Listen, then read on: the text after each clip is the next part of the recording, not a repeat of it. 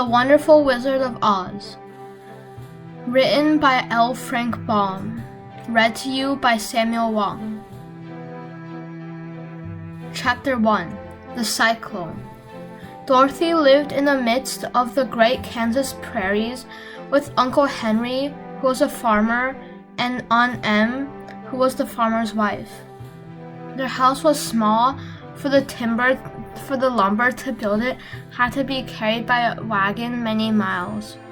There were 4 walls, a floor, and a roof, which made one room, and this room contained a rusty-looking cook stove, a cupboard for the dishes, a table, 3 or 4 chairs, and the beds. Uncle Henry and Aunt Em had a big bed in one corner, and Dorothy a little bed in another corner. There was no garret at all, and no cellar, except a small hole dug in the ground called a cyclone cellar, where the family could go in case one of those great whirlwinds arose, mighty enough to crush any buildings in its path. It was reached by a trapdoor in the middle of the floor, from which a ladder led down into a small, dark hole. When Dorothy stood in the doorway and looked around, she could see nothing but the great gray prairie on every side. Not a tree nor a house broke the broad sweep of flat country that stretched to the edge of the sky in all directions. The sun had baked and plowed the plowed land into a gray mass with little cracks running through it. Even the grass was not green, for the sun had burned the tops of the long blades until they were the same gray color to be seen everywhere. Once the house had been painted, but the sun blistered the paint and the rains washed it away, and now the house was as dull and gray as everything else. When Aunt Em came there to live, she was a young, pretty wife. The sun and wind had changed her, too. They had taken the sparkle from her eyes and left them a sober gray. They had taken the red from her cheeks and lips, and they were gray also. She was thin and gaunt and never smiled now.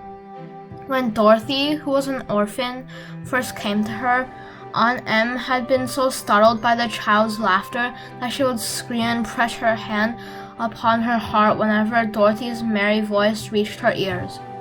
And she still looked at the little girl with wonder that she could find anything to laugh at. Uncle Henry never laughed. He worked hard from morning till night and did not know what joy was. He was gray also, from his long beard to his rough boots, and looked stern and solemn and rarely spoke. It was Toto that made Dorothy laugh and saved her from growing as gray as her other surroundings. Toto was not gray. He was a little black dog with long silky hair and small black eyes that twinkled merrily on either side of his funny wee nose. Toto played all day long, and Dorothy played with him and loved him dearly. Today, however, they were not playing. Uncle Henry sat upon the doorstep and looked anxiously at the sky, which was even grayer than usual. Dorothy stood in the door with Toto in her arms and looked at the sky too. Aunt Em was washing the dishes. From the far north, they heard a low wail of the wind, and Uncle Henry and Dorothy could see where the long grass bowed in waves before the coming storm.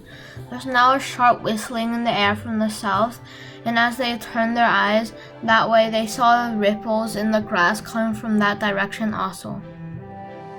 Suddenly, Uncle Henry stood up. "There's a cyclone coming, Em," he called to his wife. "I'll go look after the stock."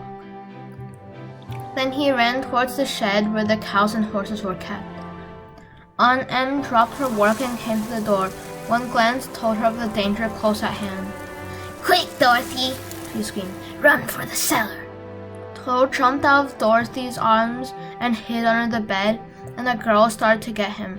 Aunt Em, badly frightened, threw open the trapdoor in the floor and climbed down the ladder into a small, dark hole. Dorothy caught Toto at last and started to follow her aunt. When she was halfway across the room, There was a great shriek from the wind, and the house shook so hard that she lost her footing and sat down suddenly upon the floor. Then a strange thing happened. The house whirled around 2 or 3 times and rolled slowly through the air. Dorothy felt as if she was going up in a balloon. The north and south winds met where the house stood and made it the exact center of the cyclone. In the middle of a cyclone, the air is generally still, but the great pressure of the wind on every side of the house raised it up higher and higher until it was at the very top of the cyclone, and there it remained and was carried miles and miles away as easily as you could carry a feather. It was very dark, and the wind howled terribly or horribly around her, but Dorothy found she was riding quite easily. After the first few whirls came around, and one other time when the house tipped badly, she felt as if she were being rocked gently like a baby in a cradle. Toto did not like it.